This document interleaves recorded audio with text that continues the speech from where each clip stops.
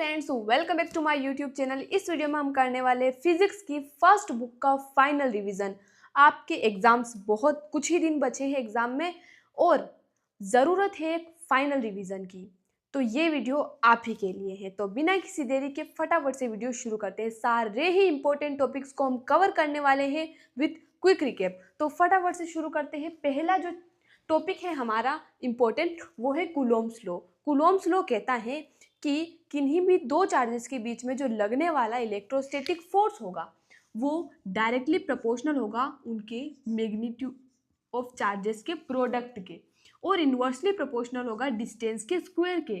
तो यहाँ पर कांस्टेंट लगता है के, जिसे हम कूलोम्स कांस्टेंट कहते हैं। तो के Q1 Q2 bye r square हो जाएगा इलेक्ट्रोस्टैटिक फोर्स, जहाँ पर के क्या है, कूलोम्स कांस्टेंट है। और अगर हम बात करें second topic, electric field due to a dipole. एक डाइपोल की वजह से कितनी इलेक्ट्रिक फील्ड लगती है, तो यहाँ पर हमारे पास दो केसेस होते हैं। पहला होता है इक्वेटोरियल पॉइंट पर, दूसरा होता है एक्सियल पॉइंट पर। तो इक्वेटोरियल पॉइंट पर जो इलेक्ट्रिक फील्ड होती है वो होती है KP बाय आर क्यूब। वहीं अगर हम एक्सियल की बात करें तो वहाँ पर इलेक्ट्रिक फील्ड होती है 2KP बाय आर क्यूब। ठीक है, यानी कि ई एक्सियल इक्वल होता है 2 ई इक्वेटोरियल के।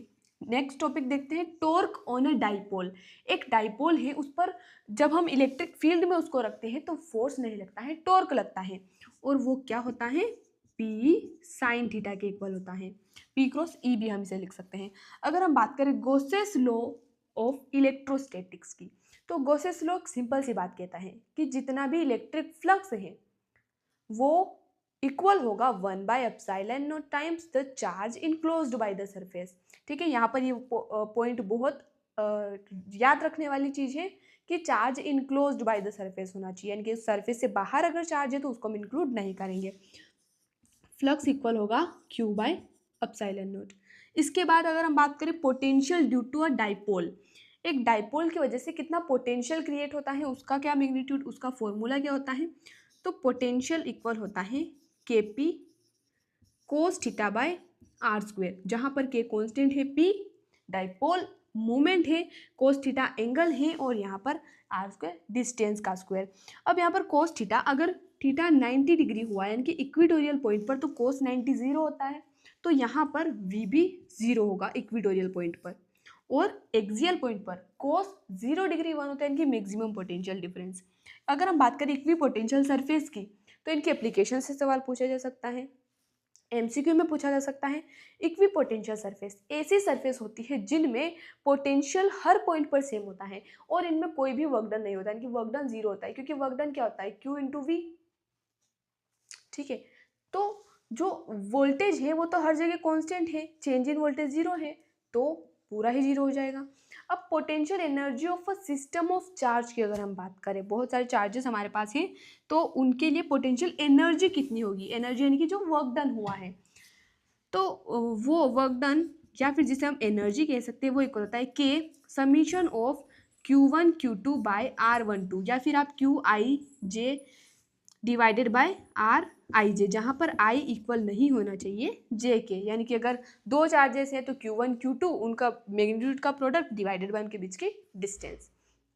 ठीक है, इसके अलावा potential energy of a dipole in electric field, जब हम किसी इलेक्ट्रिक फील्ड में डाइपोल को रखते हैं तब पोटेंशियल एनर्जी क्या होगी, तो जो पोटेंशियल एनर्जी होगी ऑफ डाइपोल, तो -PE कोस थीटा या फिर -PE कोस थीटा 2 - थीटा 1, कितना चेंज हुआ है एंगल में वो भी आपको दिया जा सकता है, कितना एंगल था इतना एंगल हुआ, तो वहाँ पर आपको याद रखना है कि कोस थीटा 2 - थीटा 1 हमें करना है, इनकी चेंज इन एंगल। इसके बाद कैपेसिटेंस ऑफ कैपेसिटर। कैपेसिटेंस क्या होता है, किसी भी कैपेसिटर की एबिलिटी टू होल्ड चार्ज, उसे हम कैपेसिटेंस कहते हैं। अगर हम बात करें पैरेलल प्लेट कैपेसिटर की, तो उसके लिए जो कैपेसिटेंस होता है वो होता है एप्सिलॉन नॉट A/D। ठीक है, यहाँ तक बात क्लियर है। फटाफट से आगे बढ़ते हैं, इफेक्ट ऑफ डाइइलेक्ट्रिक। डाइइलेक्ट्रिक को हम रखते हैं ताकि कैपेसिटेंस बढ़ सके। कैपेसिटेंस कैसे बढ़ता है, जो फाइनल जो C डैश यानी कि जो कैपेसिटेंस आफ्टर डाइइलेक्ट्रिक होगा वो C इंटू में K होगा। क्या है यहाँ पर, कांस्टेंट है जिसकी वैल्यू हमेशा 1 से ज़्यादा होती है, यानी कि जो कैपेसिटेंस है वो इंक्रीज होगा किसके वजह से? डाइलेक्ट्रिक की वजह से। अगर हम बात करें सीरीज और पैरेलल कॉम्बिनेशन ऑफ कैपेसिटर की, तो जब भी हम कैपेसिटर को सीरीज में कनेक्ट करते हैं तो कैपेसिटेंस क्या होता है? डिक्रीज होता है। और अगर यहाँ पर क्या है? सीरीज में है। अगर हम बात करें पैरेलल की, तो पैरेलल में इंक्रीज होता है कैपेसिटेंस। सी इक्विवेलेंट इक्वल होगा C1 प्लस C2 के। यहाँ तक बात क्लियर है। इसके बाद एक और क्वेश्चन यहाँ से बन सकता है, एनर्जी स्टोर्ड इन कैपेसिटर, उसका फॉर्मूला होता है 1/2 CV²। तो ये आपको याद रखना है। तो ये हमारे 2 चैप्टर कंप्लीट हो चुके हैं। फटाफट से बढ़ते हैं नेक्स्ट चैप्टर की तरफ।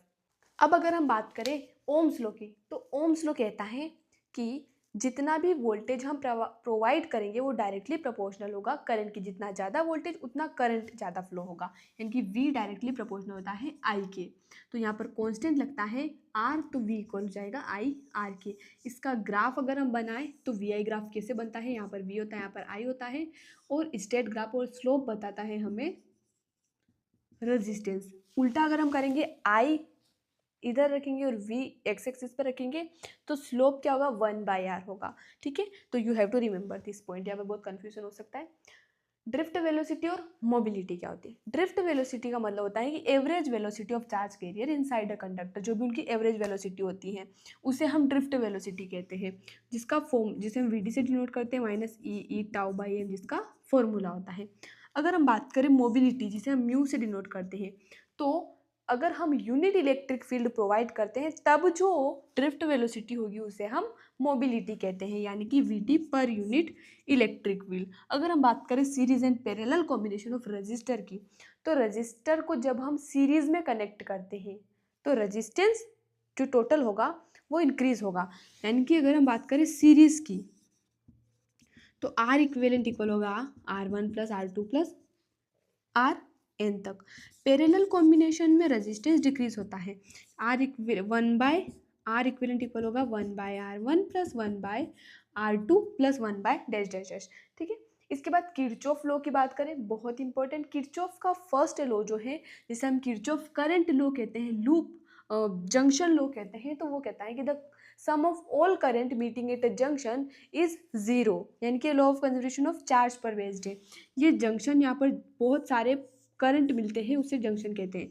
तो ये मान लेते हैं I1, I2, I3, और जो करंट जा रहा है I4, I5। तो इस किरचॉफ करंट लॉ के अकॉर्डिंग हम कह सकते हैं कि I1 plus I2 plus I3 equal होगा I4 प्लस I5 के।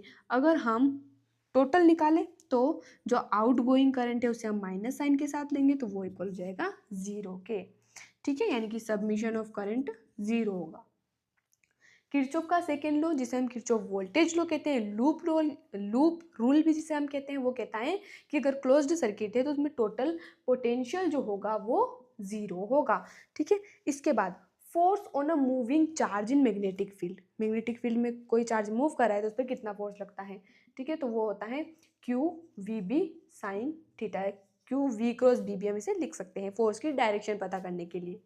इसके बाद बायोट-सवार्ट लॉ बहुत इंपॉर्टेंट है। बायोट-सवार्ट लॉ कहता है कि किसी भी करंट कैरिंग वायर है उसकी वजह से कोई करंट एलिमेंट है उसकी वजह से जो मैग्नेटिक फील्ड प्रोड्यूस होगी, जिसे हम DB से रिप्रेजेंट करते हैं, वो इक्वल होगी μ0/4π IDL sine theta by R²। कौन सी मैग्नेटिक फील्ड? बायोट-सवार्ट लॉ कहता है कि जो करंट एलिमेंट की वजह से मैग्नेटिक फील्ड होगी वो इक्वल होगी μ0/4π IDL sine theta by R² के। एम्पियर सर्किटल लॉ की बात करें तो the line integral of magnetic field, line integral यानी कि इंटीग्रेशन ऑफ BDL, इसे हम कहते हैं line integral of magnetic field, वो इक्वल होता है μ0I के, यानी कि line integral of magnetic field directly proportional होता है करंट के, तो यहाँ पर कांस्टेंट लगता है μ0। इसके बाद अगर हम बात करें force on a wire in magnetic field, force wire पर, यहाँ पर हमने बात की थी चार्ज पर, अगर वायर की बात करें तो जो फोर्स होगा वो इक्वल होगा ILB साइन थीटा। ठीक है, डेरिवेशन मतलब जरूरी नहीं है कि डायरेक्ट यहाँ से क्वेश्चन आ जाएगा कि force on a moving charge क्या होता है, फोर्स ऑन अ वायर क्या होता है, लेकिन जो क्वेश्चंस होते हैं, अगर हम जहाँ तक कॉन्सेप्ट क्लियर नहीं होगा वहाँ तक हम न्यूमेरिकल सॉल्व नहीं कर पाएंगे, ठीक है। तो concept is base is power, ठीक है। मूविंग कॉइल गैल्वेनोमीटर की बात करें तो ये एक ऐसा डिवाइस होता है जिसकी मदद से हम करंट की डायरेक्शन को डिटेक्ट कर सकते हैं। ये किस प्रिंसिपल पर वर्क करता है कि जब भी किसी कॉइल को मैग्नेटिक फील्ड में रखा जाता है तो वो रोटेट करती है, उस पर एक टॉर्क लगता है। जो टॉर्क होता है उसका फॉर्मूला होता है INBA साइन थीटा, ठीक है। बिना साइन थीटा से इसको आप याद रख सकते हैं।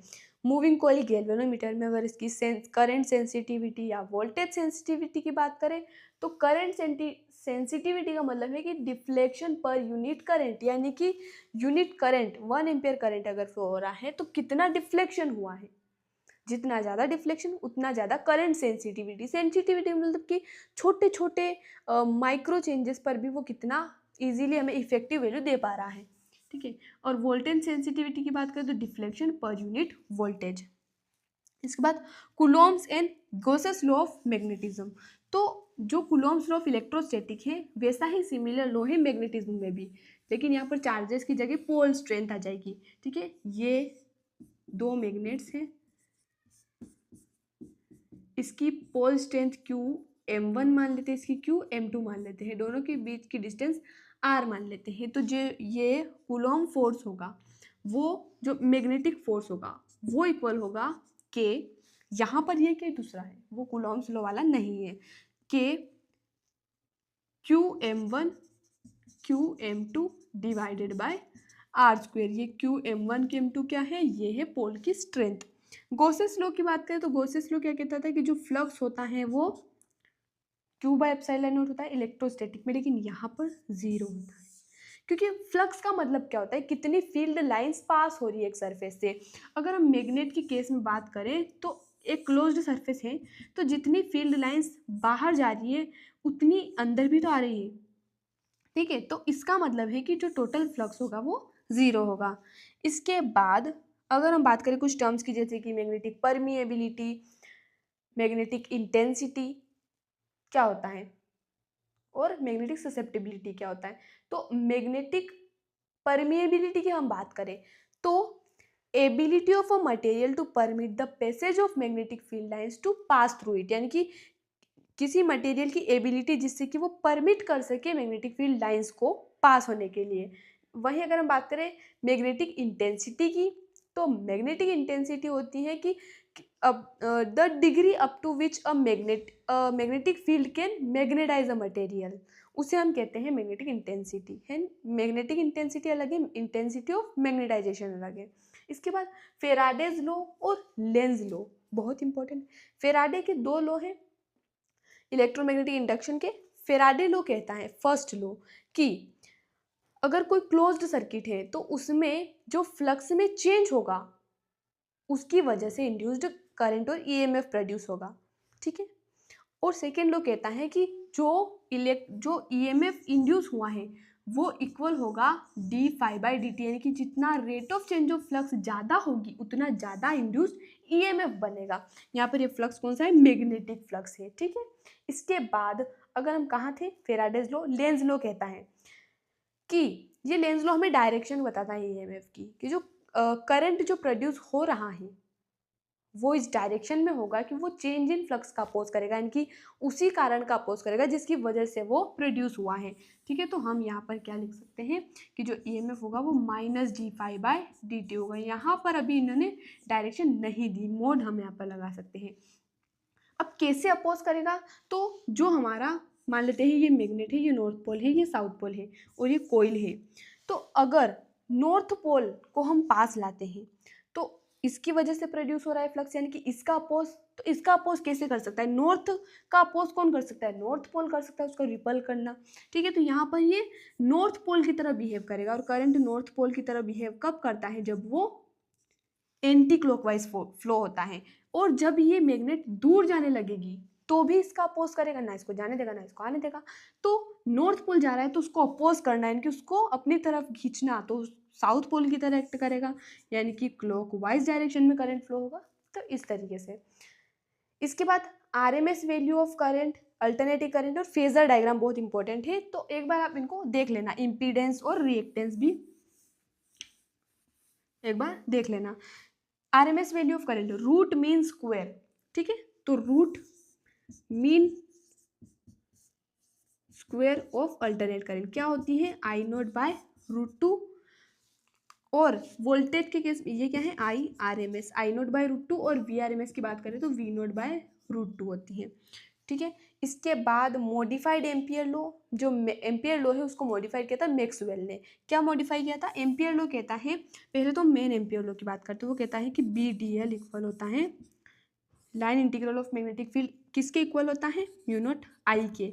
लेकिन ये जो मॉडिफाइड लॉ है इसमें मैक्सवेल जी ने कहा कि यहाँ पर एक और करंट है, यानी कि जो mu naught I C plus I D, यानी कि अगर हम बात करें कैपेसिटर के केस में, तो यहाँ बाहर तो कंडक्शन करंट है, माना कि बाहर कंडक्शन, लेकिन यहाँ पर भी तो करंट निकल रहा है, तो बीच में कौन सा करंट है, तो वो उस करंट को मैक्सवेल जी ने नाम दिया डिस्प्लेसमेंट करंट, आई डी, और जिसका फॉर्मूला होता है epsilon naught D phi by D T.